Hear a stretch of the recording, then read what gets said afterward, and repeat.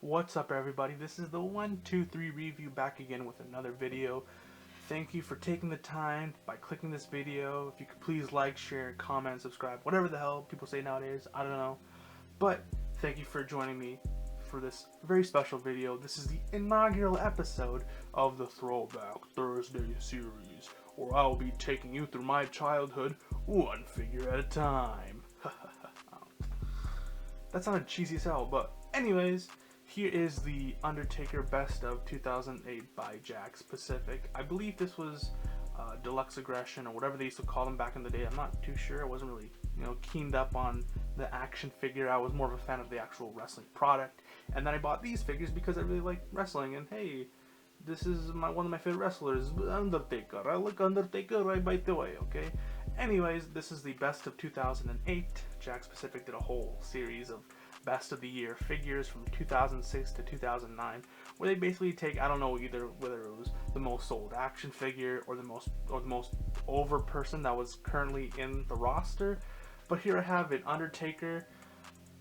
This was one of my favorite figures as a child, and clearly you can tell why, because it is super highly detailed. Again, it's super highly articulated. Now, to start off, I really wanted to take a look at the head scan because this is one of the best head scans I've seen. Even though he is making a face, like if you look closely, you can see like the blending of the eyeshadow in his eyes, the wrinkles, the way his face lines are showing. His nose is also showing lines because he's snarling. Like you can see cheek lines, and like even the tongue is separately colored to show the definitions of the tongue. There's a line there.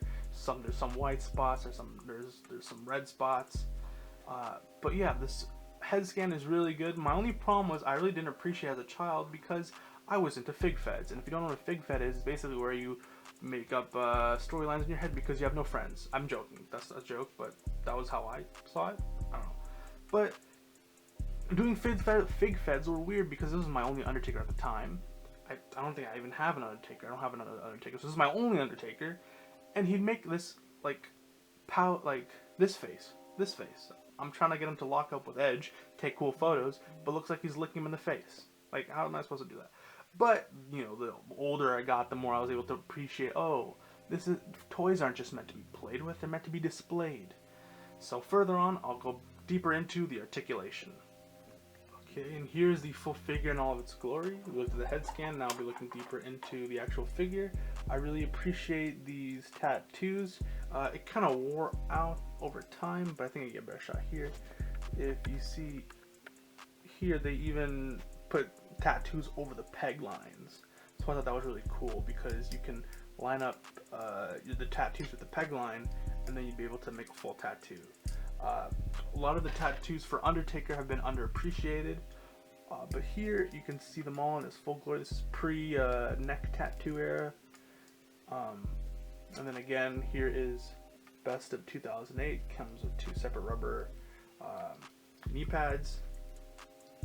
Comes with the gloves. They're pretty worn out because I did play with Undertaker a lot. Sounds weird saying it as a 20-year-old man, but yes, I used to play with Undertaker a lot. So now we'll get into the articulation of the actual figure.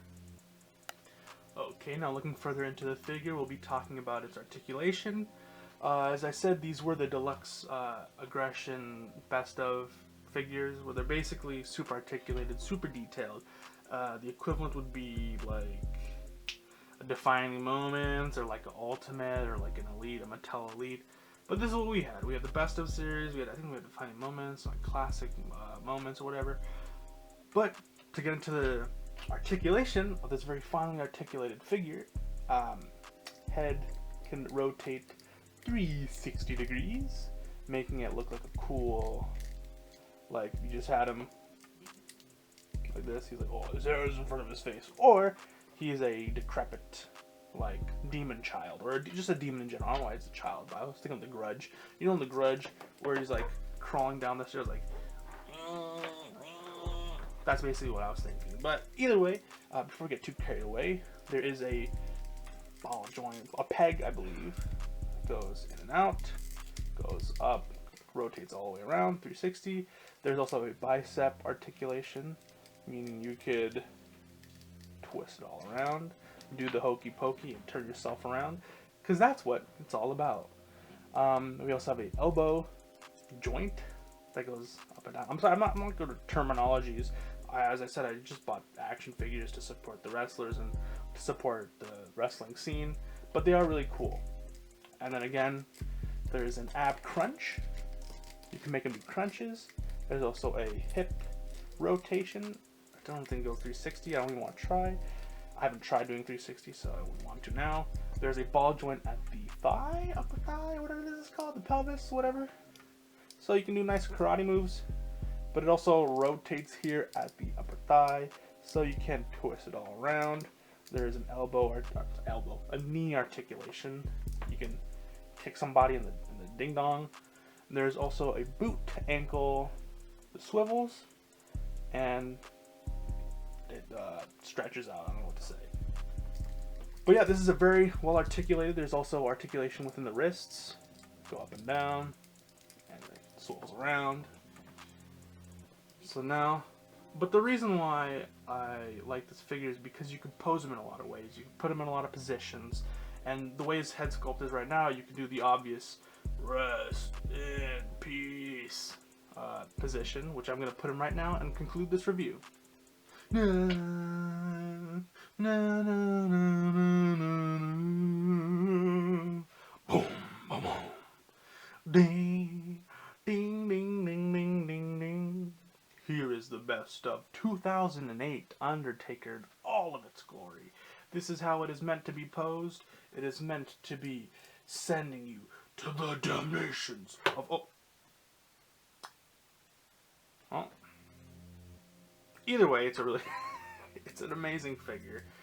If I'd have to give it a rating, this Undertaker, I would give it a 9 out of 10, because it is an amazing figure for what it is. For being over 10 years old, it beats most of these figures that I have out of the water, and it's just an amazing figure. Now here is the best of 2008 Undertaker, standing next to two figures that came out during the same era. This is a 2007, I believe, Undertaker, and this is a later Shawn Michaels, both within the same... This is a more basic Shawn Michaels because it doesn't come with the same articulation. I don't really care for articulation, as I said, because these figures do tend to get loose over time, and the more you play with it. Like, if I move these figures aside, here is my Triple H, and I don't know if you saw that, but like